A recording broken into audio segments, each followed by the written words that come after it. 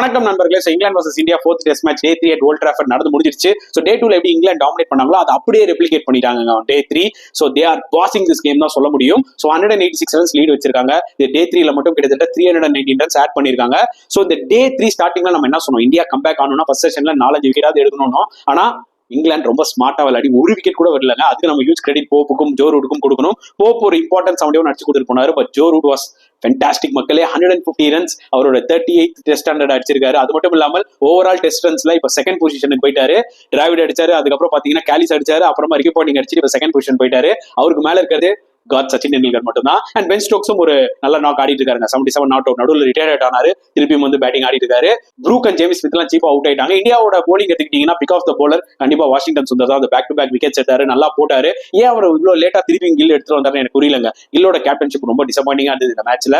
Indian போலர்ஸும் ரொம்ப போரா போட்டாங்க. Once again India had a very bad day.